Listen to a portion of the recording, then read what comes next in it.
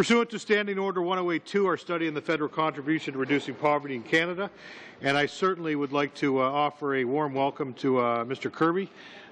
We thank you very much for taking time out of your busy schedule to be here.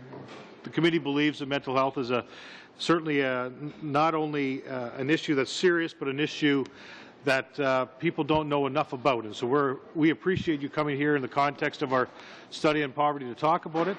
Mr. Kirby, I'm going to ask you to maybe introduce the guests that you brought with us, and then I understand you've got a 10 to 15-minute presentation, and you understand the way things work around here. Then we'll have some time for some questions, and we'll go around the room in that way. Great. So welcome, sir, and the floor is yours. And if you want to introduce your colleagues and get started. I will do that, Mr. Chairman. Thank you very much. May I also say it is kind of neat that you ask someone who spent so many years in the other place to come and talk on this side of the building. So thank you very much. I have with me today the three people who are directing the Institute's main programs. On my right-hand side is Dr. Howard Chodos, who is responsible for the study on the mental health strategy for Canada. On my immediate left is Dr. Jane Barker, who is the Director of Policy and Research for the Commission, and two over from me is Mike Petrus, who is both the Director of Communications and the Director of the Anti-Stigma Program. Mr. Chairman and committee members, by the way, I believe my opening statement has been circulated in both languages to people. Therefore I won't read it precisely. I'll more or less talk to it.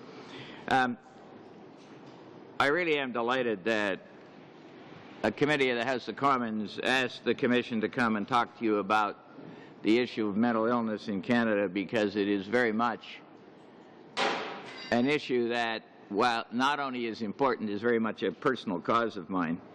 And so I'm delighted to be able to take you through in my opening statement a very brief outline of the work of the Commission, and then to turn it over and then prepare to answer questions on any mental health related issue that you might have.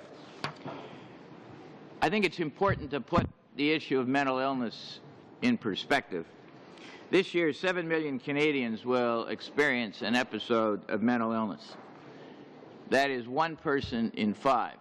Although I will tell you there are those in mental health, professional researchers, who actually think the number is moving fairly rapidly toward 1 in 4 as opposed to 1 in 5. In other words, the percentage is increasing. And during the recession, and I'll say a bit about this, during the recession we know that the incidence of mental illness among Canadians will increase significantly. Many of these people, unfortunately, will not get any help. That's for 2 reasons. One is that nowhere in the country is there an adequate supply of mental health services. But the second reason is that they are afraid to come forward because of the stigma associated with mental illness. Indeed, one of the biggest barriers to people getting adequate treatment is stigma. Stigma and discrimination exact a huge toll on people with mental health problems. In fact, many of the people you talk to will tell you that the stigma and discrimination they face from family, from friends, and from co-workers is actually greater in terms of its impact on them than the symptoms of their illness itself.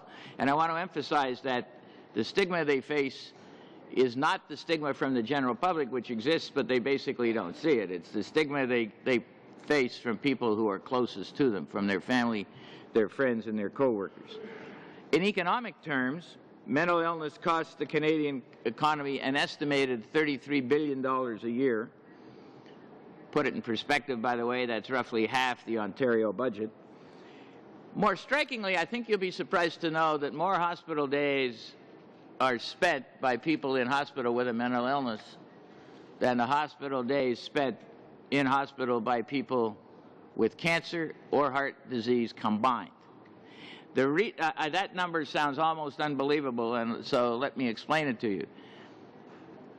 If someone has a mental illness that is severe enough to have to be hospitalized, the impact of that is that they are usually in there for a considerable period of time, frequently months. typically someone in the hospital for heart disease or cancer is in for a much, much shorter time. But it helps to explain when you look at mental illness increasing and the length of time someone with a mental illness is required to stay in hospital. It's one of the big reasons why we're finding a shortage of hospital beds in the country. If you talk to employers, you find that the most rapidly increasing part of health care costs to employers, that short-term disability and drug costs, the most rapidly increasing part substantially is due to mental illness. In fact, somewhere between 4 and 12% of payroll costs are now being spent on mental illness. The exact number varies, obviously, from employer to employer. More interestingly, drugs, pharmaceuticals for depression and anxiety and other mood disorders have overtaken cardiovascular drugs. I think, for example, of Lipitor and other drugs like that, have overtaken cardiovascular drugs as the principal or main drug being paid for by drug plans. The Mental Health Commission begins with a very simple view, and that is that someone with a mental illness deserves to have the same level of service as anybody being served anywhere else in the system, in the healthcare system. That is to say, we're not saying that every person with a mental illness has to have the problem treated instantly any more than anyone with a physical illness has to have it treated instantly. We know that's impossible. But what is in fact happening is that the service accorded to people who have a mental illness is very, very significantly worse than with people who have a physical illness. I think, as you know, the Commission was created out of a report from the Standing Senate Committee on Social Affairs, Science, and Technology, which I chaired, and the report was entitled Out of the Shadows at Last. And we used the words "at last" very deliberately because of stigma. This issue has been in the shadows for far too long. And indeed, if you ask me in a sentence what is the real goal of the Commission, it's to keep the issue of mental health out of the shadows forever. That is to say, to not let it slip back into the shadows. We are structured legally as a not-for-profit corporation. We're not a service provider. We are a catalyst. We have a board that consists of 18 members, 12, including myself, are non-governmental members, that is to say representatives or individuals from the private sector across the country. Many of them are service providers. 3 of them actually are people living with a mental illness to ensure that we get the consumer perspective. The other third of our members are governmental members, 1 from the federal government and 5 from the provinces and territories. We have the active support of all the provinces and territories except the province of Quebec, and our problem with the province of Quebec is, in fact, where at their request, we've now set up a bilateral relationship with them. The issue there is they view us as a federal institution, which we are not. As I repeat, only 1 out of 18 board members is appointed by the federal government. And so they got into cloaked themselves, if I can put it that way, in the intergovernmental constitutional context. On the other hand, on the ground, in the province of Quebec and Montreal, and Jane Barker can comment on this if you want, we have the enthusiastic support of service providers, of people needing mental health services and so on. And indeed, there are representatives of the government on the steering committee for our Montreal homeless project. So the reality is, while at the sort of very high level of constitutional niceties, there is an argument from the government of Quebec on the ground where it really counts, because our objective is to try to help people. We have a very good support even in Quebec. We have 8 advisory committees which are really designed to ensure that we have the best possible advice on a whole series of issues. Just to give you a couple of examples, we have a children and youth, we have seniors, we have a family advisory committee, family caregivers advisory committee. Let me say parenthetically, by the way, about the family issue, that the vast majority of mental health services in this country are actually provided for free by family caregivers. And what I mean by that is that the amount of work they have to do looking after someone at home with a mental illness is enormous, and it's all volunteered because it's, you know, they're people doing it at home for their loved ones. And the need for respite care, for example, for the people in those very stressful positions is an issue that no government has yet touched. We have one on the law and mental illness because there are some very quirky things in the law, and we will be proposing some changes with respect to that. They largely affect the way in which police and others handle 911 calls related to a mental episode. As an interesting aside, if you talk to the chief of police in any major city, you will find that on the order of 50% of their 911 calls actually are mental health calls. So in that sense, in many ways, our police officers are the ultimate frontline mental health worker in a time of crisis. And so what is our objective? Our objective is to really offer people a sense of hope that the system can be changed and will be changed for their benefit, which really leads to the first issue, the one which Dr. Chodos is working on, which is the mental health strategy for Canada. And we've done two things. We're doing it as a two-stage process. The first is to figure out where is it that we really want to go. That is to say, if you could revise the system, what would it look like at the end point? And to that end, we've produced a document which we've got copies in English and French if people want them. But and it's a framework document. It's been widely consulted on. Howard and his team visited 13 cities across the country. More than 1,300 Canadians, including many organizations, so the number is actually a lot bigger than that, responded to our online consultation. And we basically are at the point where we will have a final version of the framework which will have very strong support across the country from all interested parties, from governments, from individuals with a mental illness, from caregivers, from service providers, and so on. The second step will be the more difficult one, and that is, if this is where we want to go and this is where we are today, how do we get from one place to the other? The reason that's the most difficult, by the way, is that we've been able to get people to agree on where we want to go, but to get from here to there, a lot of those people are going to have to change what they're doing and change the way they do it. And so the difficulty will be in persuading people to change. It's very much symptomatic of the Mark Twain comment that everybody's in favor of progress, it's just change they don't like.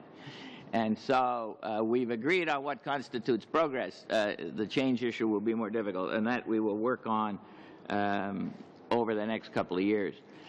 In my opening remarks, I won't read a brief outline of the framework. It's there for you in 8 bullet points. But let me then turn to the second of the 4 big pillars that we have, one of which is the one dealing with homelessness or the homeless mentally ill. In the budget 15 months ago, or a year and a bit ago, the federal government asked the Commission to undertake 5 pilot projects to try to understand how we could really provide service to the homeless mentally ill. It is an issue which has bedeviled governments in all industrialized countries.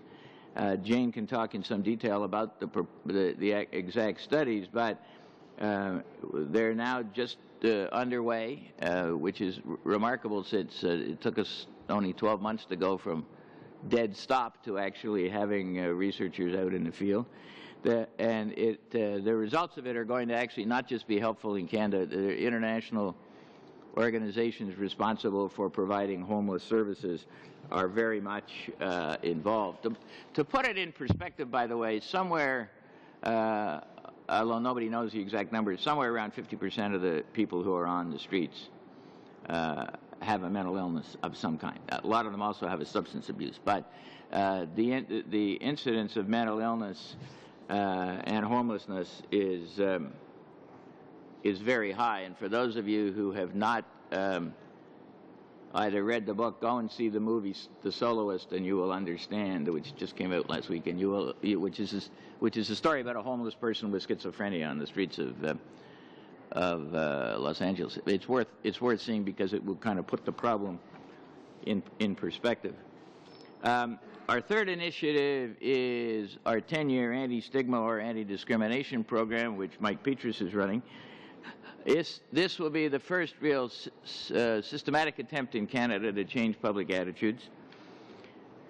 It's obviously very difficult to do, but we know from the experience in Australia, where they've been running an anti-stigma program for nearly 15 years now, in New Zealand, where they've been running it for 10, in England and Scotland, where it's been underway for some time, that a properly targeted program, and by that I don't mean your classic public service announcement ads on television. I mean a program targeted at very specific groups of people can in fact be very effective. And so we've decided to target two groups initially for very specific reasons. One is to target children and youth, because the attitudes of children are frankly a lot easier to change than the attitudes of adults.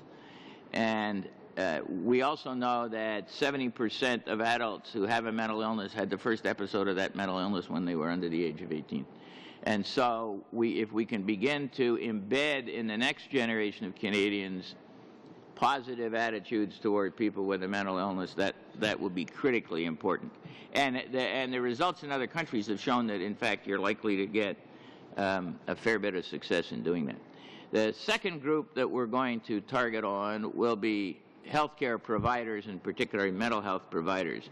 Now, many of you may say, I mean, this is certainly what I said myself at the beginning, that why would you do that? I mean, surely someone who's a doctor or a nurse will think that if you have a mental illness, they should treat you with the same way they would treat someone with cancer or heart disease or whatever. The fact of the matter is that isn't what happens. The fact is that the healthcare professions and people in the healthcare business have the same negative attitudes towards someone with a mental illness that every other profession has and every other Canadian has.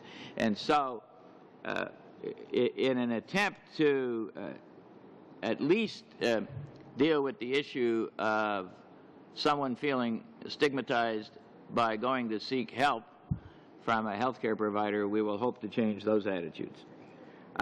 Finally, let me make a comment on the issue of poverty, since that is an important part of your work. And let me make it in two contexts. The first is that while mental illness affects people of all ages, the reality is that there's lots of data that shows that the lower your income, the greater the incidence of mental illness. There's a bit of a chicken and egg issue there. Your income may be down because you have the mental illness, but the reality is that there is a very clear linkage between income and mental illness. The Canadian Community Health Survey, the one done by StatsCan, shows very clearly that socioeconomic status and mental illness have a very strong linkage. There's a second issue that's coming down the road. The incidence of mental illness among Canadians is going to increase significantly during the recession. It always does.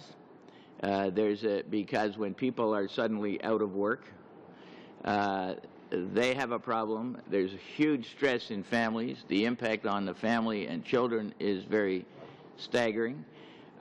Just to give you a couple of, for instances, in the first 3 months of this year, in Oshawa, and I'm saying Oshawa just because I happen to know the numbers, in Oshawa, the number of people seeking help for mental health problems increased by 20% over last year.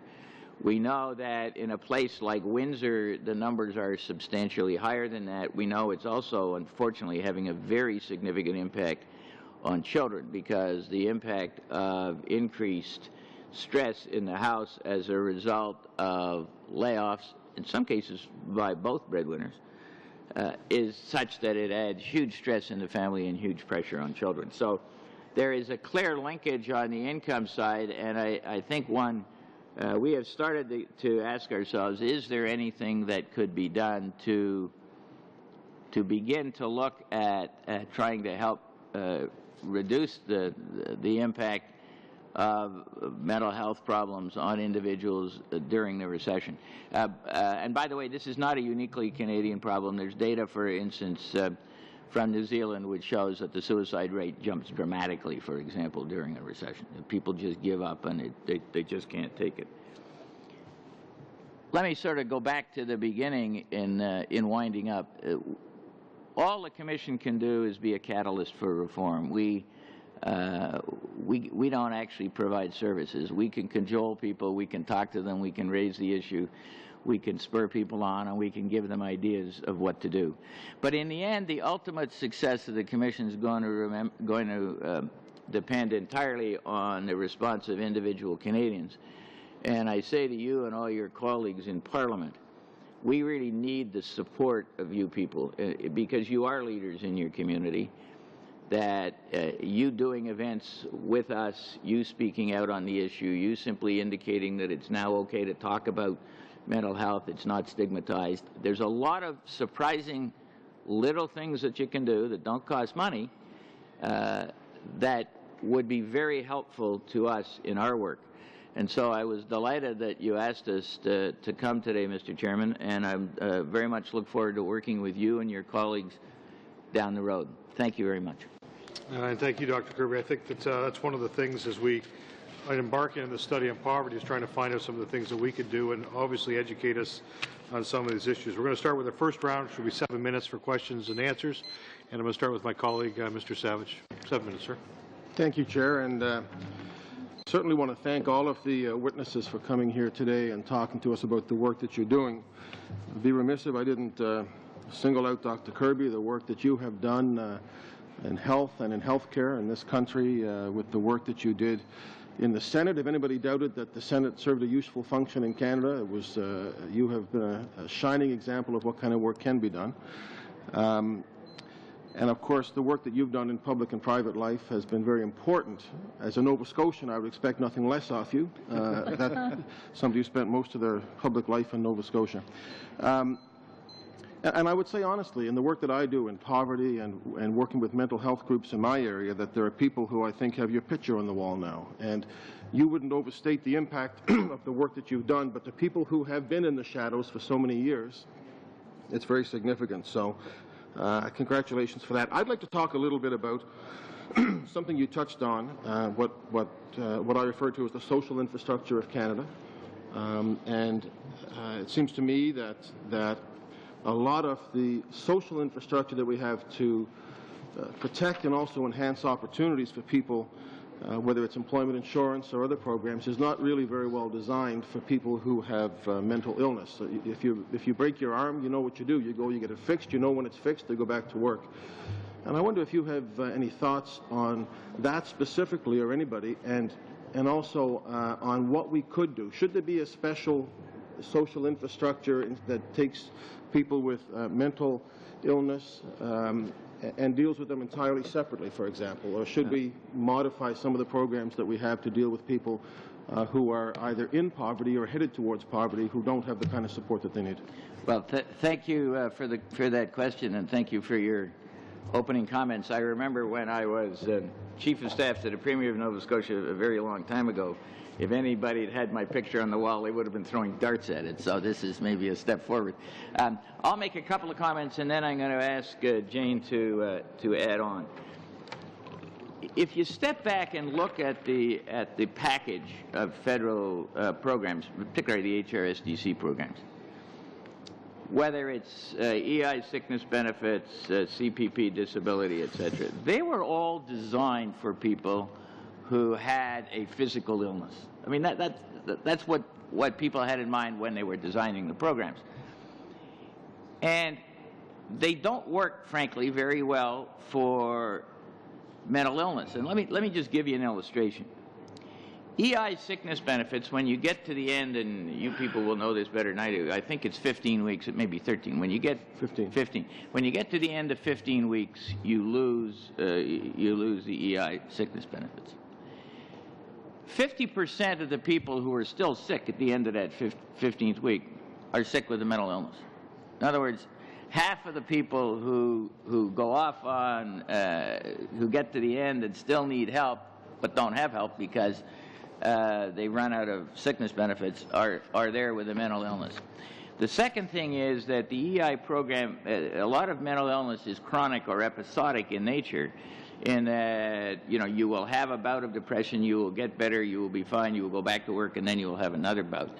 But frequently the time between those two episodes is not long enough for you to be able to again get back into the EI program. So you have, and again, that's simply because the EI sickness benefits, the thought that people had logically when they were developing it was, what do we do with someone who has an illness? They're going to get better, and as Mr. Savage said, go back to work. So so that's one problem, and that needs to be looked at. CPP disability benefits are another. While technically, legally, they apply to mental illness, most of the tests, in fact, really all of the tests that you have to pass in order to get CPP disability benefits are clearly geared toward a physical ailment. You know, you will be incapacitated for some period of time, but the incapacitation is a physical limitation, not a mental one. And just in general, if you look at the programs, it would make a lot more sense to me to say, let's not keep trying to twist and tinker with a program that's designed for a physical illness. Let's take mental illness out of those programs and design a single program which is designed to deal with the unique characteristics that mental illness has, which is typically longer to get better, sometimes episodic, and the nature of treatment is also different. So I think the answer to your question is that I would actually favor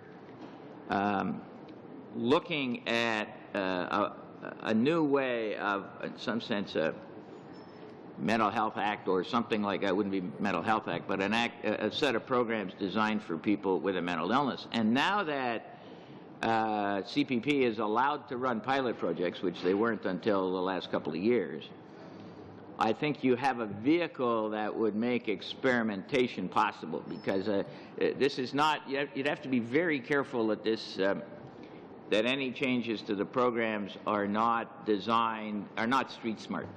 What I mean by street smart is I really want to know what's going to happen on the ground. I mean, as you know, one of the dangers in being, and I say this as a policy wonk myself, sometimes I completely fail to anticipate how people are going to react given a program. So, but CPP, you could now do experiments. Do you want to add anything? Put your microphone up. Okay. No. Oops. I don't really want to add anything. I think Mike's covered the topic very well.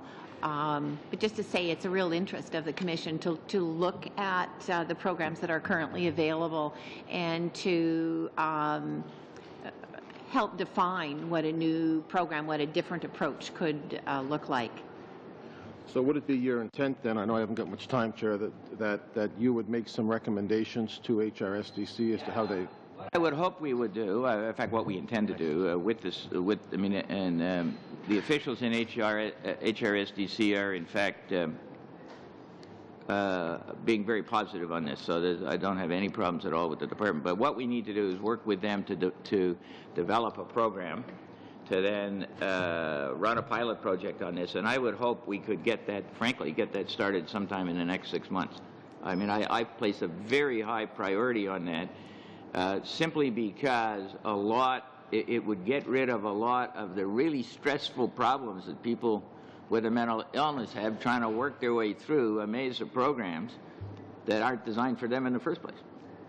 Thank you very much. Thank you, Chair. And no, and thank you. We're now going to move to Mr. Lessard. 7 minutes, please.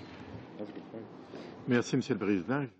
Thank you, Chairman. I would also like to thank our witnesses for coming this morning. I very much appreciate the contribution which you have been making up to this very day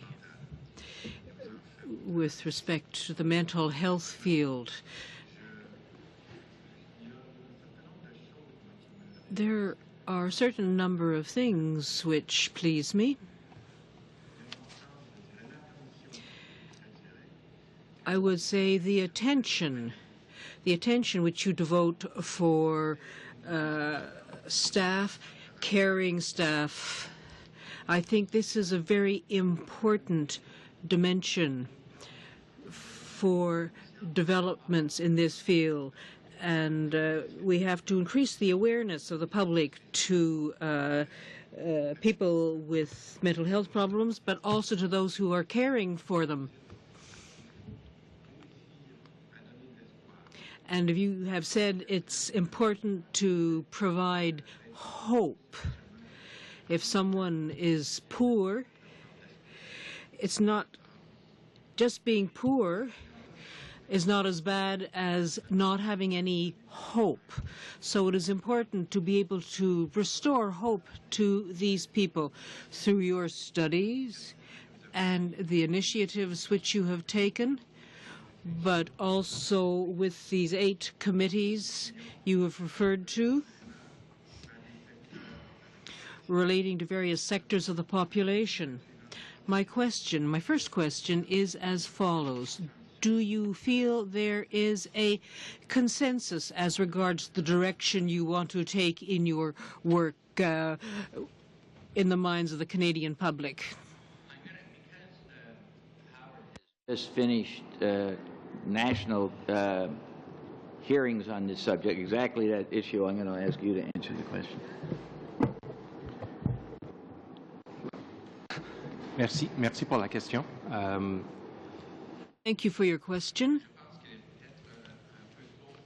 I think it's perhaps a little too early to give a positive response as regards the country as a whole, but we have met with hundreds of Canadians across the country, 13 cities, 15 meetings, and also online consultations where we heard from more than 1,700 individuals detailed replies. And we have our framework document. And to the extent that there can be consensus on such a complex question as mental health, I would say that we have received considerable support from those involved in the sector.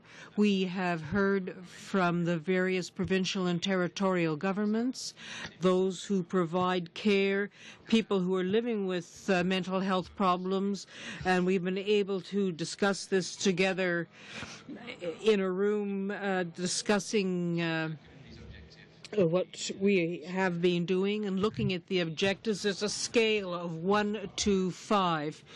And the score for the objectives was always 4 or above. So it would appear that there is a considerable support for our work. We have received suggestions as well respecting revising our document. There are areas where they feel we could improve the way we deal with the questions. But generally speaking, we feel that there is a will to work with us, to work with the Commission, and we want to develop a vision for a better future in the area of mental health in Canada, and there is a great deal of work to be done before we can achieve our objectives. But from the consultations which we have carried out, which ended just last week, I think I can say there is considerable support for the general direction we are taking. Question. To understand how things may evolve, you sometimes have to target your public. We had a study on employability, and we saw that there were sectors of the public more vulnerable as regards finding a job or maintaining a job, just like unemployment, the effect of unemployment on mental health. And I think of the case of the Aboriginal peoples. And there is a problem, Mr. Kirby, I think I should say, the contribution which is not equal from province to province. And perhaps you could particularly speak about the role that should be played by the federal government with respect to mental health and also the situation of Aboriginal peoples. What measures do you think would be the main measures that should be recommended in order to make a difference in the result of action taken by the government? Again, I give the example of the Aboriginal peoples. I think we have to see how we can do things. Original one before you go back to Howard. When you look at the data on the mental health of First Nations, Métis, and Inuit, all Canadians ought to be embarrassed. When you look at the suicide rate among children under 24, for First Nations and Inuit in particular, it's appalling. I mean, if you look at the suicide rate among Canadian youth, it is the second biggest killer of our children between the ages of 15 and 24, second only to cars.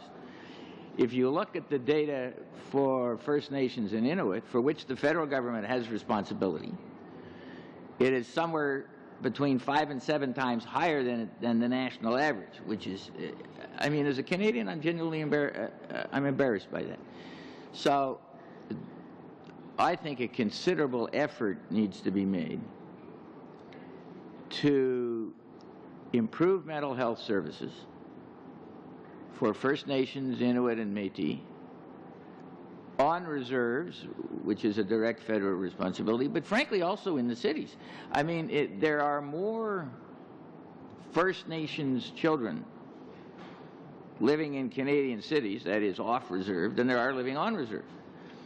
And all of the problems of mental illness, of substance abuse are colossal. And the fact is that that we have a unique opportunity in the world to do something, but we know it can be done. We know, for example, that the work which Australia has done with its Aborigines and the work which New Zealand has done with the Maoris has had a very, very significant impact over the last decade in terms of improving their mental health. And I think, frankly, it's not only time. The time is long gone when we as Canadians should be making that same effort. So, Mr. Lessard, I'm completely in agreement with you on that. Howard, do you want to comment on the other pieces? Thank you. I think with respect to the role of the different levels of government, and in particular the role of the federal government, the Commission was set up to be able to work with all levels of government and to address some of the complex jurisdictional issues that arise, especially in areas as with respect to Indigenous populations in this country. Mike was referring to on-reserve and off-reserve, where needs for services cross jurisdictional boundaries, and people have a great deal of difficulty finding the appropriate places for them to have service. One of the things that we've started to do, and it's perhaps premature for us to be able to say specifically what would be the one central measure that we would recommend, what we have tried to do is to begin a process of engaging with our people from the different Indigenous communities and to listen very carefully to what it is that they have to say. The Commission has a First Nations, Inuit and Métis Advisory Committee, and in particular they have encouraged us to adopt what they call a perspective that would allow people to be treated in an environment of cultural safety, where we take into account not only the linguistic requirements or the cultural requirements, but that we acknowledge with them the whole environment in which the socioeconomic environment, the political environment, in order to be able to establish relationships of partnership that will enable people to get the kind of care that they need to enable them to heal and get better from confronting mental health challenges that are particular to their situations. So I think that that's our first step, has been to try to listen as carefully as possible to understand the reality.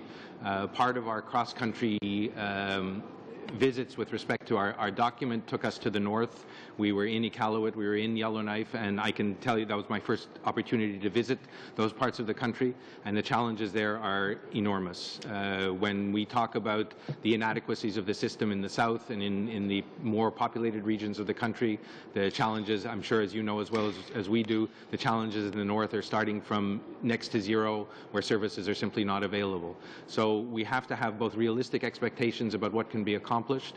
At the same time, the challenge is absolutely immense, and we are committed to working with the Indigenous populations to work through how to move forward on this front. Thank you very much. And that's all the time we have for this round. We're now going to move to Mr. Thibault. Welcome to the committee, sir. Glad to have you here, and you guys have minutes. Thank you very much. Thank you for coming today. As a former frontline worker for 10 years on the streets, I've been scribbling notes down because I have so many questions that I'd like to ask. But one of the things we've been able to witness time and again in different communities is, I call it the cycle of poverty and the cycle of mental illness that people get stuck in. It starts with mental illness, and then if they have a mental illness, they lose their job, they become homeless through unfortunate circumstances. Because of the mental illness, they get caught with addiction to some type of substance, which then continues to spiral. And there are so many fantastic organizations out there in my community of Sudbury. I can think of the Canadian Mental Health Association, Centre de Santé. There's so many of them, but we're trying to come into this cycle from so many different points. We're trying to come in from the homeless avenue. We're trying to come in from the mental health avenue. We get 4 or 5 different case files opening up, all trying to find this person one support system. In your opinion, have you been able to find any way that we can stop this cycle? And is there something that the federal government can do where we can unite all of these great organizations with that one access point to come in and stop that spinning cycle, so we can provide the support in that point? Mr. Chair, I'm going to ask Jane to comment on that, and then I'll come back and make an additional comment. I agree with you. It's interesting that you've spent years on the front line. That resonates very closely to my heart. It's where I've spent most of my career, too. And one of the opportunities that is part of the mental health and homelessness research demonstration projects from the money the federal government provided to the Commission is a real opportunity to work with the homeless mentally ill population in 5 cities across Canada and take a careful look at what approaches work best. We know, not from research done in Canada, but from research done in other countries, that what's called a housing first approach has some very promising aspects to it, but has never been tested in the Canadian context. And that's an approach that where client choice is what drives the services that a person gets, where they're provided with not only housing, adequate housing, but also with a variety of health supports and mental health supports and services, so that they can become functioning citizens. And the early indications are that people who participate in that kind of program can become contributing citizens again and have housing stability and health stability. So that we're hoping that out of the research demonstration projects that we're doing, that we'll get some solid policy evidence that we can bring to the government that will have recommendations about exactly what you're talking about. And fortunately, if you're looking for an example, again, my community of Sudbury has implemented something similar, and we've been looking at ways that we can get federal government funding. We've been looking at a Housing First initiative. We've been creating an alliance of community stakeholders, even talking to the hospital, you've mentioned it before, about how much time and services, ambulance services, police services that are going into this. I also had the opportunity of living in Vancouver for a while.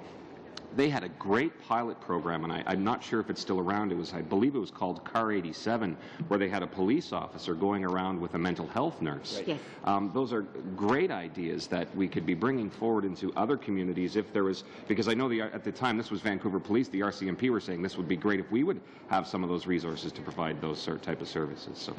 Yeah, absolutely. Let me just make one other comment about the on-the-ground problem. You know, if you have a physical illness, what do? You go, let's assume for the minute it's not an emergency. So you go to your GP, and your GP then steers you through the system, right? If you need a test, if you need to go see a specialist. So, in effect, your family doctor becomes your system navigator, your case manager. No such thing exists in mental health, right? You get into the system somewhere. It is complex, to say the least. I mean, once I tried a few years ago, I actually tried to trace out, draw a diagram as to all the places that you'd have to go to get all this. I gave up. It was just too complex to understand. So clearly, some of the changes that are needed are, and this will come into the how do we get to our endpoint, there's got to be some element of a case manager, system navigator, or somewhere. There's got to be someone that does for the person with mental illness what the family doctor and the family doctor's office does for the physical illness. No question. Minute and a half. A minute and a half. This is fantastic. I like coming to this committee. This is great. One of the things that we also need to look at is when I think we're setting up federal services, and I would look forward to your comments on this, an individual who's been homeless or who has an addiction, who's in poverty, they need to access services in a building that they may not seem so comfortable in accessing. And it comes to the pride and the stigma that's associated with mental illness or being a homeless person.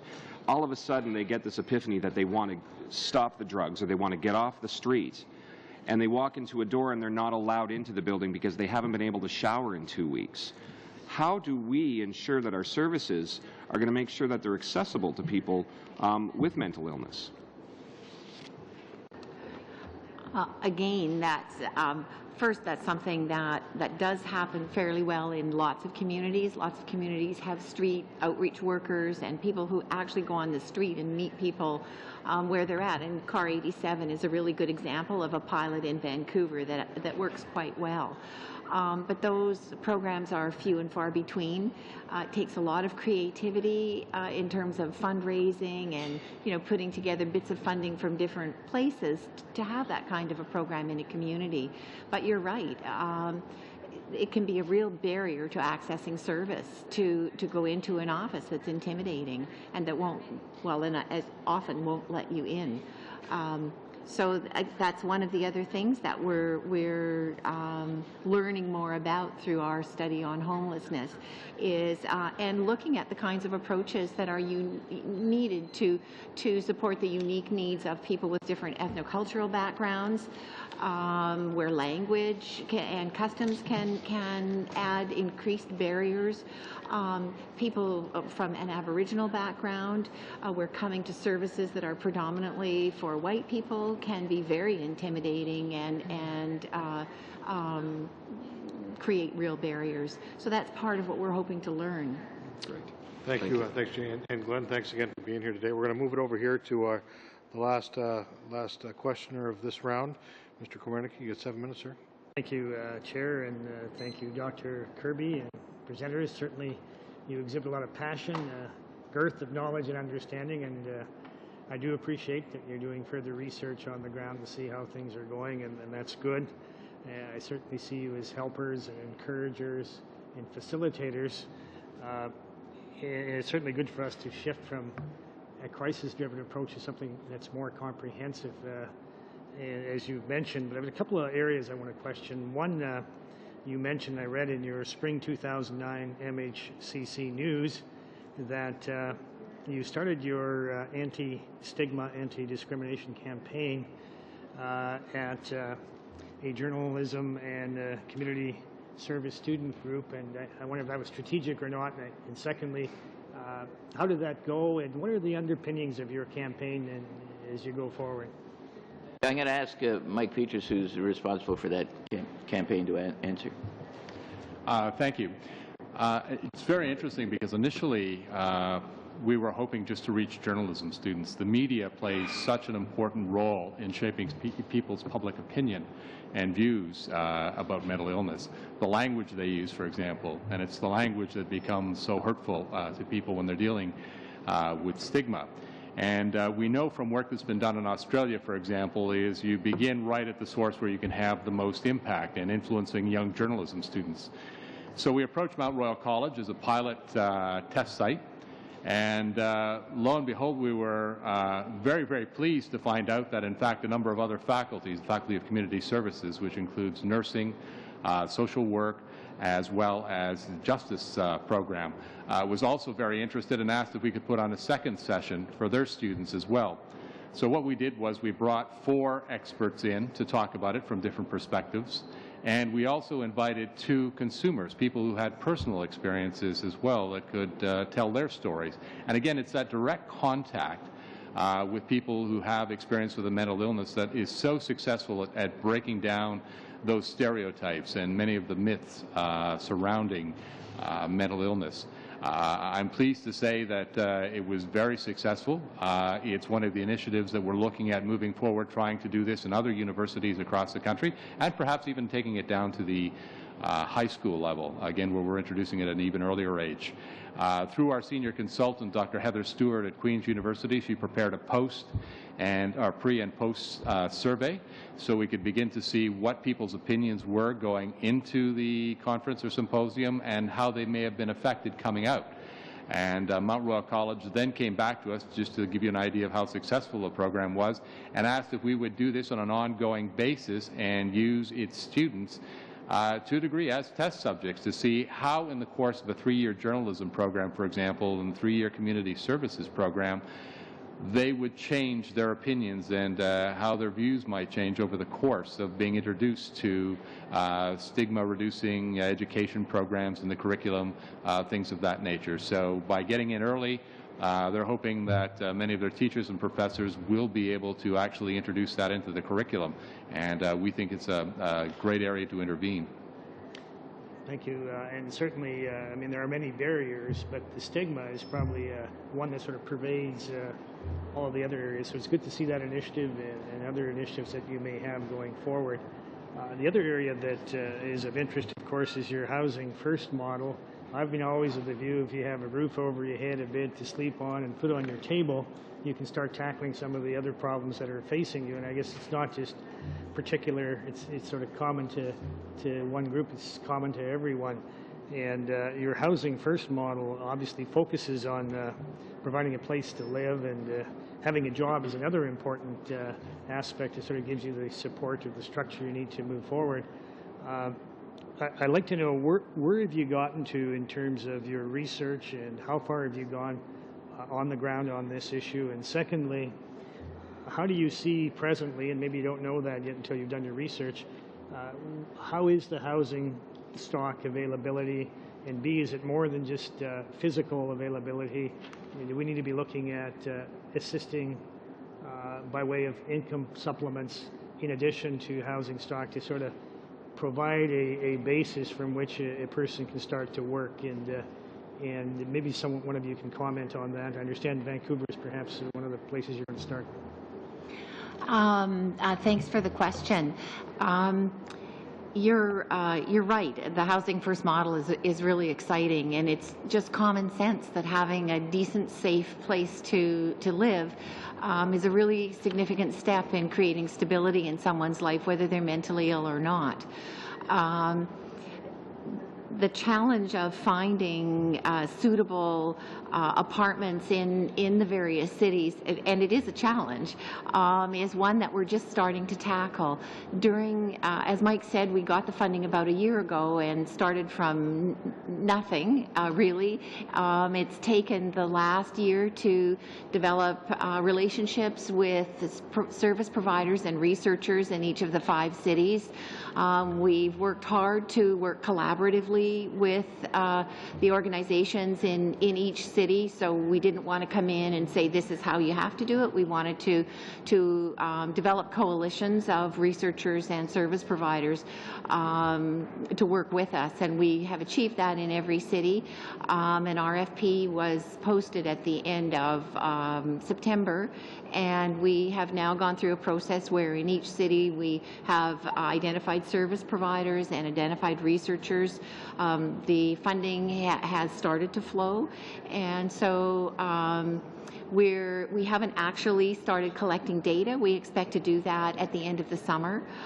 So the actual research will take place over the next 4 years.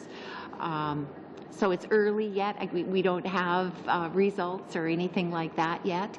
But we're very excited to be where we are. And we have started to deal with the challenge of finding suitable housing. You mentioned Vancouver, and because of the Olympics, of course, Vancouver has some unique challenges. To find an apartment right now, no matter what your income, is difficult in Vancouver. But the whole area of providing rent supplements is an important one to focus on, because the kind of housing that you can afford when you don't have that kind of supplement is often substandard and doesn't provide the kind of safety and stability that people with a mental illness need to get on with getting better. So that's part of what we're looking at. I guess we're running out of time. There's other questions that I'd like to ask, but obviously having had some of the funding to establish the commission and then the funding to sort of operationalize it, it would be very interesting to see in a few years from now, the fruits of that labor, and it'll probably have some specific direction. And somewhere along the way, if you're able to answer it, not now necessarily, but I noticed you've sort of said various advisory committees, and I would say there's some issues that sort of pervade all aspects, but I gather from what you've done in your setup that there are specific issues for specific groups that need to be particularly addressed. And I'll leave that. Brian, catch that next time. Could I just make one comment on that? You're right. A lot of the issues that we work on actually cross among the different advisory committees, and we have a mechanism actually for getting more than one advisory committee together collectively to do that. Let me just make one other comment about the role of the federal government, because one of our approaches on the homelessness issue was to take the federal government's money and lever it. That is to say, use it to get other people to come to the table with cash. And we've actually managed to do that. We're running some 25% ahead of what, in addition to the federal money, and through a variety of ways. We got provincial governments, we've got regional health authorities, we've got the private sector coming to the table. You mentioned the Vancouver example, just as an interesting illustration. The private sector in Vancouver, as the private sector is doing in Montreal, Toronto, and Calgary and other places, are paying for the supportive housing for a group of people for whom we will then pay for the mental health services. But since we don't have to pay for the housing, we're therefore able to treat a lot more people. So this is an interesting area, and I mean the nature of the questions around the table prove absolutely that it's a nonpartisan issue, and it's a nonpartisan issue in the bigger sense out there, that everybody seems to be willing to put aside the traditional jurisdictional lines and say, we've got a problem, let's all pitch in and help. And that's one of the very encouraging things about this. And there are people from the private sector, governments, a variety of services, all seem to be willing to say, we won't do our usual business about, operating only in our square box. We're willing to look more broadly. Great. Thank you very much. We're now going to move to the second round, which will be 5 minutes for questions and answers, and we're going to move and start with Madame Foucault. Merci, Monsieur le Président. Et je voudrais vous Thank you, Chairman. And I would like to thank our witnesses for their very interesting presentation, particularly for me, because I have a private member's bill on episodic illness.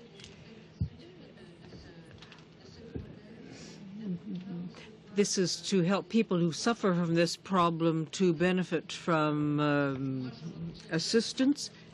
I was looking at employment insurance, but you mentioned other benefits which could perhaps be looked at. So the first thing that I wanted to say that this is the first time I have heard you talk about the elements which you are referring to, and I hope that it will be possible to have more contact with you, and it might be important for people who are affected by Bill to have access to your information. Now, you also talked about a program, a pilot project, Mr. Kirby. Perhaps you could tell us a bit more about that. In other words, I would appreciate it if you could keep me up to date on what you are doing so that, if appropriate, I could incorporate it into my work and perhaps help me to deal with a broader public. It is important to try to eliminate the various taboos which exist in our society, and we're very grateful for your work in this respect. And there are two elements in particular I would like to hear you discuss. You talked about the government of Quebec not being a partner in this project, and perhaps you would have suggestions, not necessarily recommendations, but suggestions so that the provincial government, and with all due respect, which I owe, one must respect federal and provincial responsibilities, but I would also like to hear you say something about women and recent immigrants. You've talked about the homeless. Perhaps you could say something about the question of women and immigrants, particularly recent immigrants, and the cultural aspect, because the cultural aspect is very strong with this people, and they may just want to hide people who have mental problems. Before turning to my colleagues, let me respond to your first point. I did not know you had the private members bill, but afterward, let's make sure we know how to keep in touch, because that's really critical. What I said about the pilot project, though, is that I'm hoping to have conversations in the relatively near future with HRSDC about running a pilot project on exactly the kind of thing you talked about. So keeping you informed would be, mutually keeping each other informed would be helpful. I'm going to turn to Howard and then Jane on the multicultural stuff. Merci pour la question. Thank you for your question. As regards our relations with the government of Quebec and the Health and Social Services Department, as Mike has said from the beginning, or at the beginning, we do have a bilateral relation with the province to exchange information on the area of mental health. Second, as has been explained, one of the sites for the pilot project on homelessness and mental illness is in Montreal, and we are working very closely with those involved in that sector. We are trying to develop our relations with the government of Quebec, and at the same time we are trying to develop relations with those who are working in the sector so we can better understand the situation in Quebec and thus make possible information exchanges across the country so we know what's going on in English Canada. We can let people in Quebec know about this and vice versa. So we hope, as we deal with similar questions across the country, we hope that this approach of information exchanges will make it possible for us to develop our relations with the government of Quebec but also to establish a certain presence for the Commission in Quebec so that people may benefit from this. Question, and the cultural communities? With respect to cultural communities, for the time being, we don't have any specific project in this respect, but we are proposing in our document a framework. We deal with the overall aspect of this problem to provide a safe environment so people can get services. But of course there are differences between or among the various communities. Question for Ms. Barker. I'm very much involved in this field, and if ever I can help you, it would be a great pleasure for me to do so. Ms. Barker, you had something to add, I believe? For the opportunity to speak to this. Through our advisory committees, we actually have two projects that are specifically focused on the needs of multicultural communities. One of the projects is really assessing the barriers to accessing mental health services once people come to Canada. And the other project is looking at actually developing tools for mental health practitioners to use in a variety of languages, incorporating very culturally appropriate and specific approaches. The experience of different cultures is very different, both how they experience mental illness and how they interpret it in a cultural sense. In the Chinese language, there isn't even a word for mental illness. So there's some really significant differences, and it's one of the challenges as Canada increases the number of people from different ethnic backgrounds in our population. We really haven't shifted the mental health system to provide appropriate services to all of those groups. So through those two projects, we're trying to develop materials and to understand what the exact barriers are in more depth. Well, I repeat my offer, Madam Barker. Thank you. Thank you very much. We're now going to move over to Mr. Lobb. 5 minutes, sir. Thank you, and thank you very much for coming today. It's been a pleasure to hear what you're advocating for. One puzzling piece for me is as we've journeyed along our study on poverty is we've had a number of different groups come in, and in fact just the other day we had groups come in and they're describing poverty reduction strategies.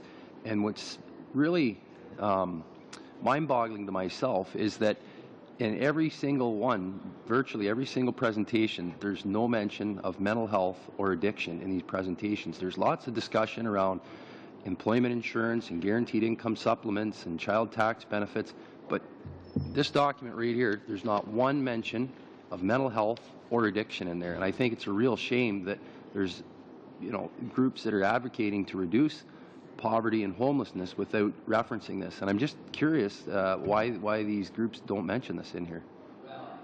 I can't speak for them, but I will tell you what my guess is. It's probably pretty accurate. The stigma that is attached to mental illness and substance abuse is sufficiently strong that most of them don't even necessarily provide services to those people. In other words, there is a feeling that if you have a mental illness and a substance abuse problem, you're kind of over there, and we will deal with the broader population of poor, low-income Canadians. I don't know that that's the answer, but I will tell you the way the system is structured, that's what happens. In fact, it even happens between substance abuse and mental health.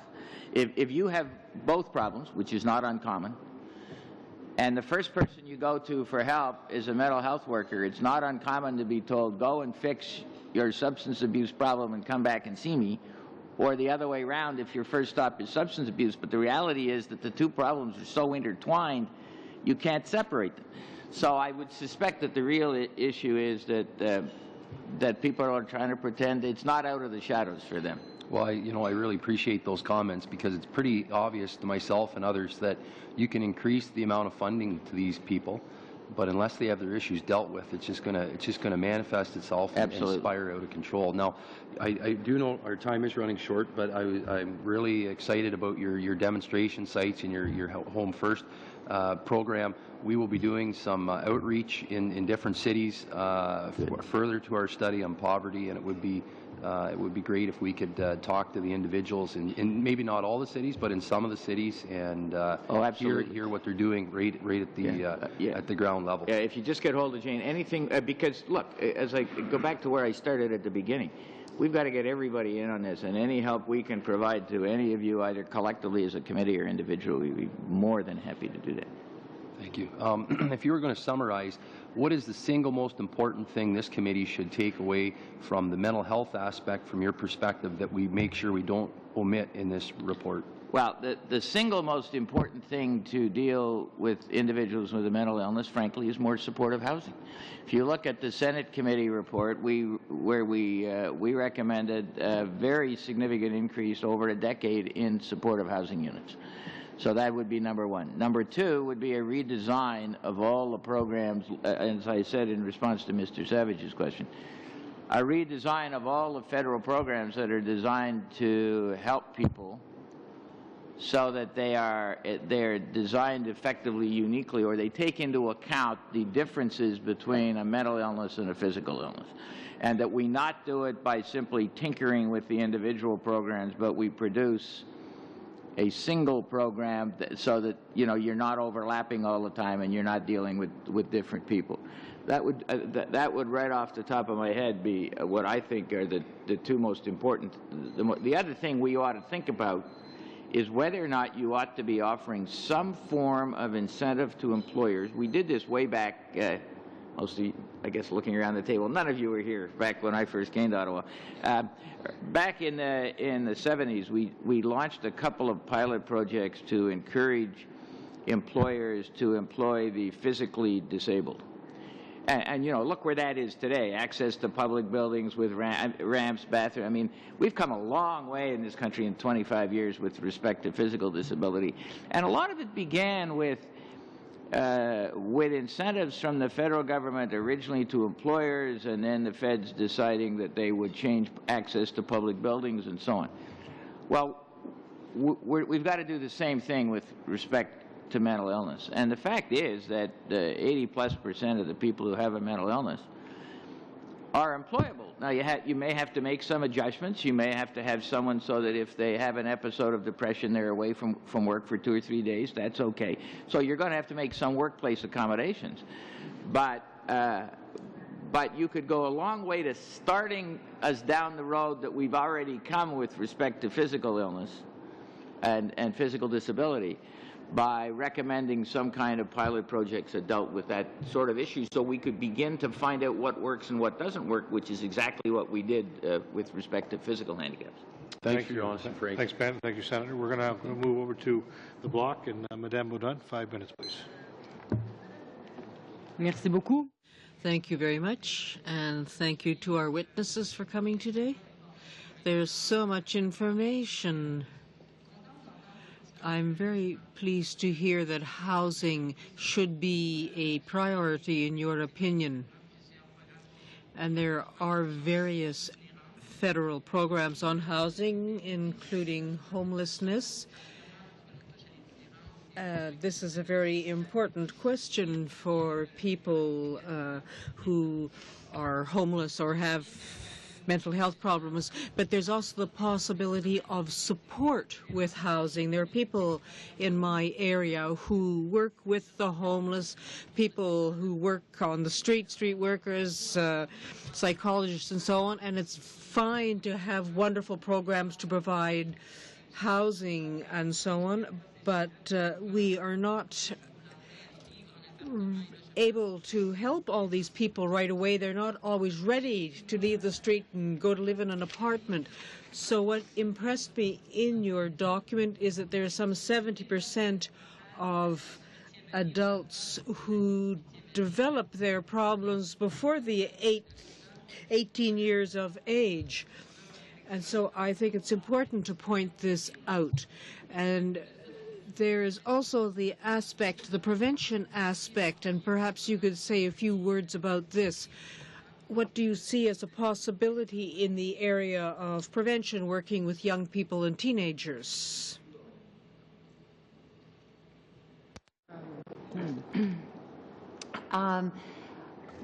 Yeah, I agree with your comments that simply providing a place for people to live is very often not the answer. They can't maintain the housing. The landlord gets frustrated, and it becomes a vicious cycle.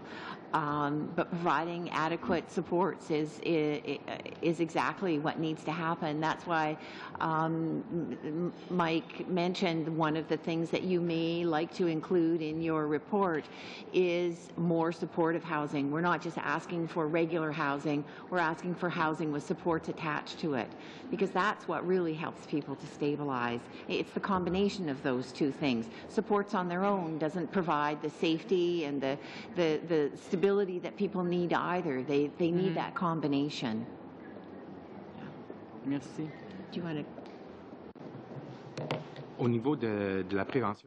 As regards prevention and promoting mental health, on the one hand, we have set one of our objectives in developing a strategy to promote mental health for the population as a whole, because measures which promote mental health for the public as a whole can also help prevent mental illness, but we do not know exactly how we can prevent these problems, but we see the need for targeted intervention in certain areas, at school, for example, or elsewhere, in order to develop prevention programs. And we hope that we will be able to integrate all this in the area of mental health. We don't want these to be separate programs, but we want this to be integrated into the sector. Question, but is there one segment of the population more affected than others? We've talked about young people, seniors, Indigenous peoples. Is there a segment of the population particularly affected by mental health that you've discovered in your studies? Mike Petrus to comment in the anti-stigma program, because ideally, I suppose, if you told me we could only put money into one segment of the population, I would put it into children, and I would put it into children for two reasons. One, you would stop the problem when they become old. You would get it early, and secondly, this is an amazing comment, but only 1 in 6, only 17% of Canadian children who need professional help get it. Now, there's no other part of the healthcare system in which 84% could not be served, and there would be no outcry. Now, part of that, and this leads to the stigma thing I want Mike Petrus to comment on, part of that is, this will amaze you, 40% of Canadian parents, that's 2 out of every 5 sets of parents, would not tell anybody if their child had a mental illness. They would be too embarrassed by it. So 40% are not going to get help because their parents aren't going to look for it. And then there's another 40% that just don't get served because we don't have a way to serve them. Do you want to? Reaching children is so important, and reaching them because they don't know a lot about mental illness, and also because of the stigma around mental illness, coming forward to seek help. And early intervention, as Mike said earlier, is so important and can make such a dramatic difference in terms of somebody's life later on. One of the areas that we're looking at with the anti-stigma initiative is to identify programs across the country that are working very well, particularly those aimed at children and youth.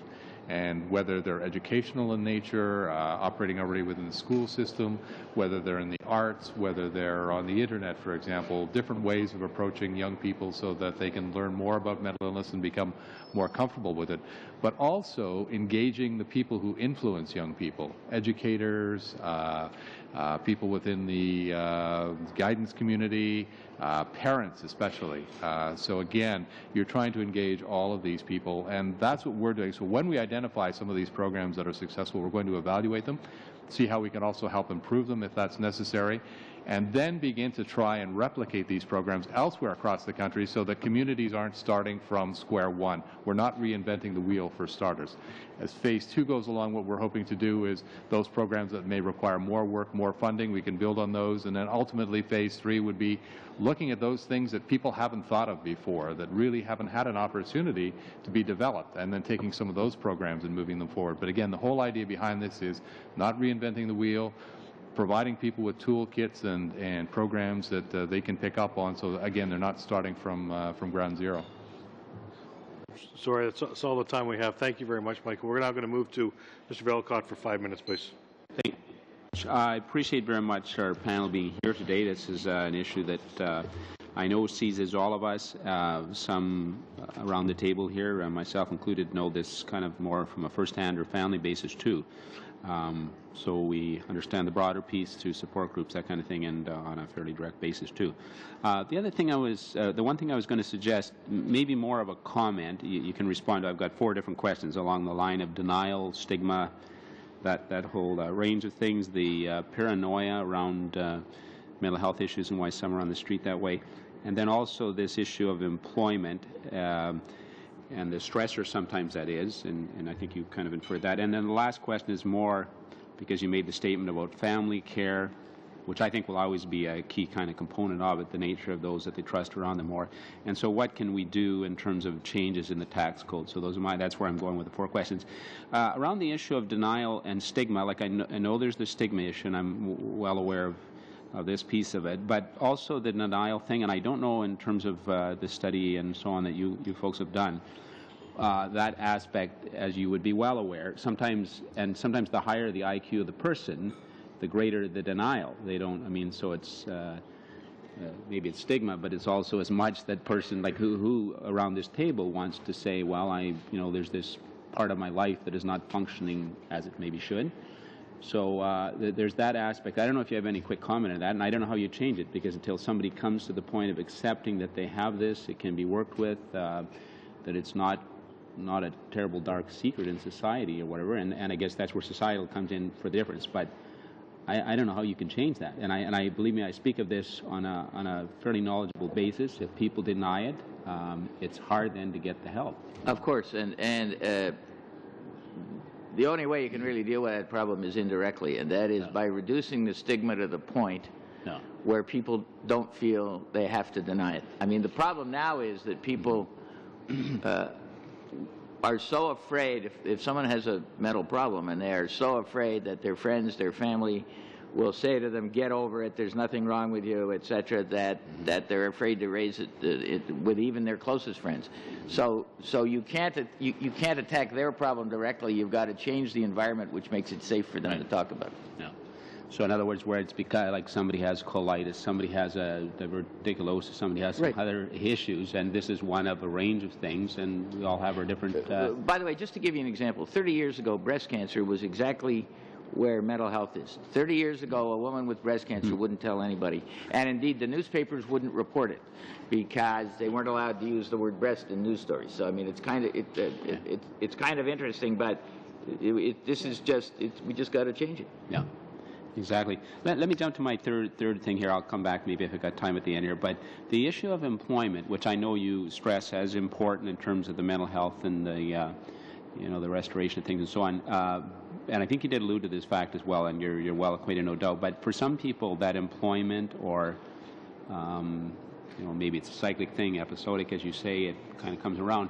But is a stress in itself. Sometimes it requires an entire different, a more pastoral, calmer, outdoor country setting or whatever. So what do you? I mean, yeah, we can restructure employment situations and so on. But maybe there just has to be some guarantee of support there without it being any, as you say... Right. All I would like to do... Look, a normal, quote, job, unquote, isn't going to work for some people. There's no question. Right. On the other hand, at the present moment, what happens is that if you have a mental illness, if you suffer from depression and so on, employers are inclined to simply not hire you, even though the fact is you could do 90% of the time, you could do a very, very good job. So I'd like to get some incentive to get over that. There will obviously be some people for whom that doesn't work and for whom you've got to have a network of supports. Absolutely. The last question very quickly then, this issue of family care, which as you well put, I mean, it's people they trust, you know, and even then they have to come to the point, more trust in some family relationships than others and so on. But if you could recommend any change by way of the tax code to assist those other caregivers, those supporters, is that a line of thinking that you've pursued? And yes, although we haven't looked at the exact numbers. When the Senate committee looked at that issue, we came to the conclusion that you needed to find a way, whether it's through a tax deduction or some income tax-driven measure, which would recognize, frankly, that governments are getting an awful lot of free service, because if the family members didn't exist, a lot of these people would have to be institutionalized, which would cost the federal and provincial governments a lot of money. So to some extent, there ought to be a recognition of that, and in particular, you need an element of respite care. I mean, the reality is, I'll give you an example, because I was on the phone with someone earlier this morning. You know, an 84-year-old woman looking after her mentally ill 87-year-old husband, and she desperately needs a break or she's going to crack. And yet there is no, not only do the facilities not exist, but she couldn't afford them if she had to buy them, because they're not covered under Medicare. So we need to find, I mean, and that example, by the way, is not a random example. I mean, there are examples like that. Same thing is true for people who have mentally ill children. And the wife drops out of the workforce in order to stay home to look after the child. So the family income has gone down substantially, and yet that's not recognized in the tax system. And yet it's saving the healthcare system a lot of money. Thank you very much, and thank you, Mr. Elcott. We're now going to move over to Mr. Mercedes. Welcome, sir. Thank you.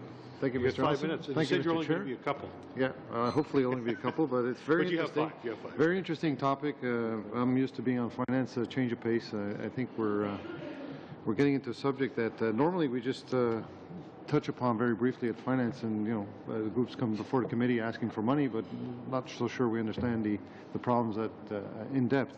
So I guess the question is, it's the same questions you've been asked, but I guess from a different perspective. But in terms of services, are ultimate services getting to the people that need it, or do we see a lot of groups come for you, and not before you, but they've come before finance, and they're representing different things and providing different, I guess, services, but I'm not so sure they provide services, because the ultimate service providers, are they not the mental, but the health side, like at the provincial level, but the groups are just there, and they seem to be, asking for programs, but there's a lot of administrative. So is there money clogged up and not being used for the ultimate benefactor? Yeah, 2 comments. Is the system inefficient? It's colossally inefficient.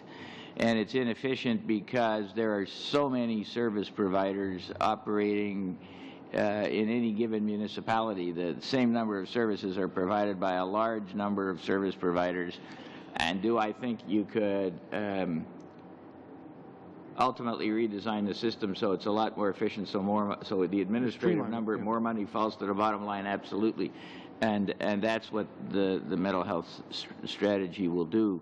But let me be clear that for an average person with a mental illness, less than half of the public, less than a third of the public money that is spent on them is spent by health departments. The rest is spent by housing, by training, by social services, and so on. Whereas if someone had a heart attack, it's all spent by the health department. So you not only have the fragmentation at the service delivery level, you have the fragmentation at the provincial level and the fragmentation at the federal level. I mean, there's no minister in the federal government responsible for people with a mental illness. The funds that the feds spend come out of a lot of different pockets. The same thing is true provincially, and the same thing is true on the ground. So clearly, you're right. There is a huge element of duplication. Yeah, I don't mean to interrupt just at our time, but we have constituency offices, and a lot of people that come to see us are going through hard times. Right. Some is permanent hard times, and it depends what they're for. And we try and channel them towards the right direction. But in fact, it's not necessarily towards the health institutions, the traditional health institutions. And So we'll refer them to, we have local Quebec MP, so we have CLSC, so we refer them to the CLSC, but there just doesn't seem to be sometimes a follow-up, not enough resources, and then some other times we'll get good success, but there doesn't seem to be the 100% hit rate, or I'm not even sure what the hit rate is. And then the other part of the question is, I guess, would be funding. I mean, I think you spoke about it in terms of proper programs from a government point of view, but what I've been seeing is that business has been taking a responsibility for certain items. When we were in Victoria last year with the Finance Committee, Victoria Business, the Chamber of Commerce from Victoria got together with the homelessness, and there seemed to be an initiative that they were going to work on it together. When we got to Halifax, it was the homelessness people versus the social people versus the Chamber of Commerce, and there wasn't that linkage. And I'm wondering what your perspective is. Is there some collaborative work being done? Because mental health is an issue at the workplace, and let's face it, a lot of times employers, rather than deal with the issue, will say, you know what, let's try and find a way to get rid of this guy or this woman so that we don't have to deal with it. Well, that certainly happens, but the reality is that there's growing recognition now among at least the major employers in the country that there's a real need for them to begin to deal with it. We have a workforce advisory committee that is working with a number of companies now on pilot projects to figure out, to get back to the point, what accommodation, I'm going to use the same word as we use for people with disabilities, right? What workplace accommodation is required for them to be able to employ people? And we're making progress on that, and it is hugely economically beneficial to the company, because when someone goes off on short-term disability, that money, they continue to pay the salary during the short-term disability. So to the extent that you don't have to send that person off, or they're off for a much shorter period of time, the money that would otherwise be spent is now going to fall directly to the profit line. So there's a huge economic incentive. Absolutely. And the more progressive employers in the country are starting to recognize that, and I'm going to ask Jane to comment specifically, but we're hoping to really make some progress on that. I will tell you, interestingly enough, that governments and government agencies are not anywhere near among the best people to deal with this issue.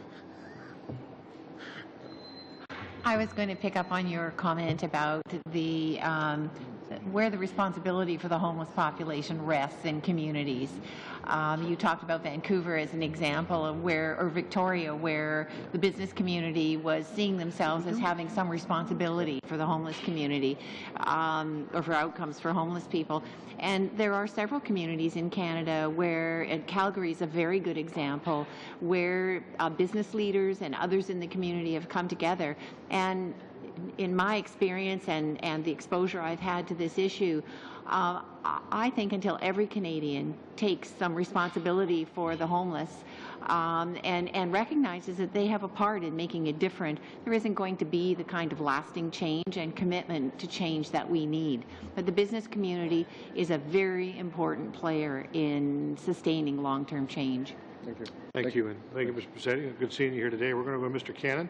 He's got 5 minutes, and then we're almost done, but there's been some great discussion, and it's not like we can get you every day. I'm going to have Glenn ask one question, and Candace as well, just to round it out. So you've got 5 minutes, Mr. Cannon, and then we'll go over here. Thank you, for Mr. 1 Chair, minute, and 1 thank minute. you to our witnesses, and thank you, Dr. Kirby, for your outstanding work.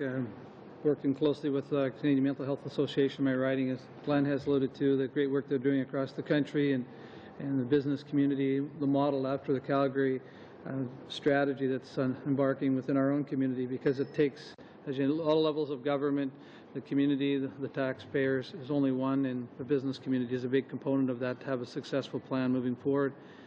Just wanted to also comment on the aspect of progress and change. You're so correct in having personally experienced, my oldest daughter is going to be 24 this year, has gone through borderline personality disorder and had to break down after 2 years of university, so I've had the opportunity to work with professionals. There's many out there in the community, and appreciate their dedication. So question to you, as far as your commission, what are you using as a definition for mental health illness, and what percentage of Canadians are affected by that? Do you want to go ahead? Well, there isn't one sort of universal definition, but definitions of mental health usually encompass the idea that people can have successful relations with other people, that they can make contributions to society by holding down a job, and that their thinking and how they think and how they feel allows them to function fully and engage in everyday life. When you start talking about mental illness, then you're really talking about having how you think, how you feel, how you respond and behave affected by your illness. So the symptoms are manifest either through, as I say, how you think, how you feel, or how you behave. Just perhaps to add on to that, the working definition of mental health, at any rate, that we've used in the context of developing the mental health strategy comes from the World Health Organization, and it said mental health is a state of well-being in which the individual realizes his or her own potential, can cope with the normal stresses of life, can work productively and fruitfully, and is able to make a contribution to her or his own community. That's a definition of mental health, and what we've tried to do is distinguish between mental health and mental illness, and recognize that people who are living with the symptoms of mental illness can also experience a great deal of mental health in the sense of having a positive outlook on life and having the resiliency to cope with the symptoms of their illness. So that when we talk about mental health and mental illness, it is in fact two different things. Having positive mental health can contribute in ways independently of having the symptoms of mental illness, so that we would want to encourage the greatest degree of positive mental health for all Canadians at the same time as we find ways to encourage people and enable them to cope with the symptoms of mental illness when they experience them. And I think that's an excellent fact that we have to communicate to Canadians, as you alluded to, where we are with mental health in comparison to breast cancer 30 years ago is an excellent analogy. And I believe that individuals with mental illness deserve the services and support and access to them. What we're trying to do is, obviously, from the federal government, provide those funds to the provinces and the territories. So I spent 9 years in local government, so working at that level and getting the funds down. But the challenge we have is jurisdictionally is ensuring that the provinces deliver the dollars where we'd like them to go. And as you said, supportive housing is something we've heard from other witnesses that have come to the committee, and we continue to get that message to the provinces. But once again, each province and territory is unique. One other follow-up question is to do with the fact that you mentioned facilities for the individuals. I know our justice system within our, a lot of time, you're shaking your head. I mean, you hear this surrounded about, we have individuals that, and the police force, as you indicated, 50% approximately 9/11 calls are mental health. And how are you addressing that, working with our judicial system and criminal code, and would you see some recommendations coming forth from your task force? You absolutely will. I mean, the reality is that when we deinstitutionalized in this country, we closed the old asylums, as they would have been called when I was a kid, then the mental hospitals. And in theory, we're putting people out into community-based facilities, except that we didn't build the community-based facilities very fast, and the result is that the streets and prisons have really become the asylums of the 21st century, which is outrageous, frankly. And we are working not only with the Canadian Correctional Services, in fact, we're running a conference with them on this specific issue in about 2 months' time, but I think all of the people concerned with the justice system, beginning with the judiciary to lawyers to people in the system, recognize that we need to do two things. We've got to start providing mental health services to people we incarcerate, which we don't do now, and the result is that they get out and they're worse off when they got out than when they went in.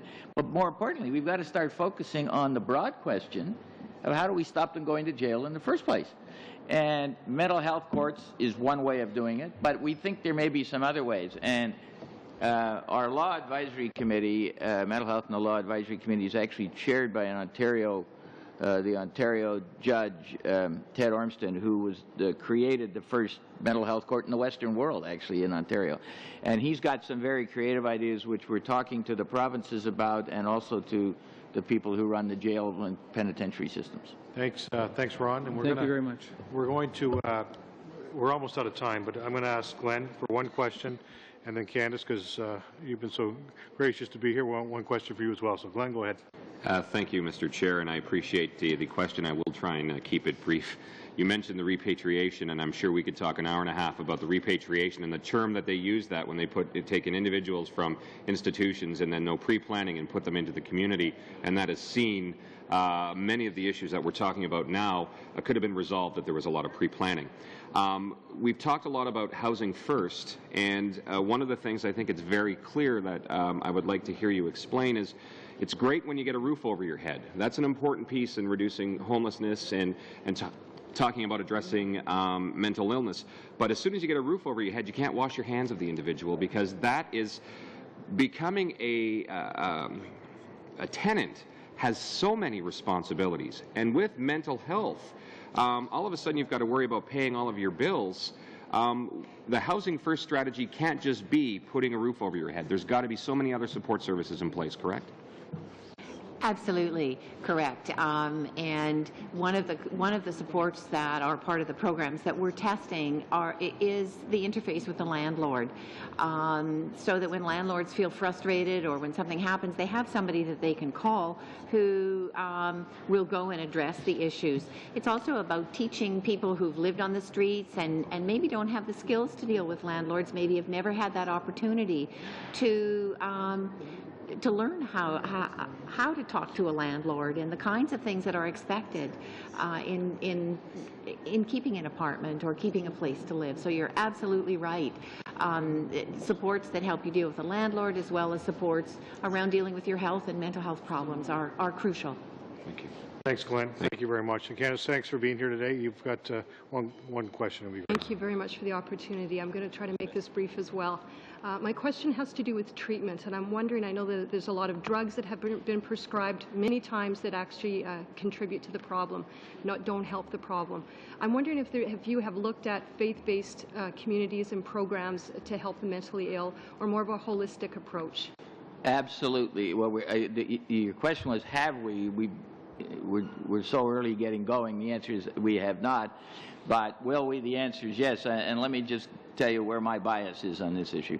I had a sister who suffered for many years with severe depression, including an attempted suicide attempt and so on. And she subsequently died of cancer. But she would say to me that she felt she got more help from her spiritual advisor than she did from her psychiatrist. And while that's an anecdote of one, it gives me a little bit of bias on the question. But look, the reality is that the Aboriginal Canadians have understood for centuries that you have to treat the whole person. And the whole person is not just the head and not just the physical body. It's the combination and has a spiritual element to it. And I use spiritual rather than faith-based, which connotes a somewhat pure religious point of view. I mean, spiritual need not be religious in the normal sense of the word. So one of the things, in fact, we talked yesterday at a meeting that Jane Barker and I were at with CIHR. We discussed the question of how do we get some evidence to establish empirically what appears to be anecdotally very true, which is that the spiritual element of treatment is a very important element. Thank you. Thank you. And Dr. Kirby and to your colleagues, thank you very much for being here today. We're going to suspend for a couple of minutes just to go off camera, off broadcast, and we're going to come right back to deal with some committee business. If I could just say one closing comment to all of you. Thank you for having us. It's really important, and I don't say this to flatter you, it's really important that Canadian leaders like yourselves get involved in this issue, and we will, if it's okay with you, Mr. Chairman, we will come back to the members of the committee and through them their other colleagues in the House over the next little while to talk about events that you could participate in with us. I mean, if community leaders like you are prepared to stand up and be seen on the mental health front, that's a huge step forward to reducing the stigma. So thank you very much for inviting us. We were delighted to come. And by all means, anything that you send through the clerk, as you know, we'll make sure members get, in addition to any other meetings you have. So Good. Thank you very much. Thank you very much, everybody. Suspend just for a couple minutes.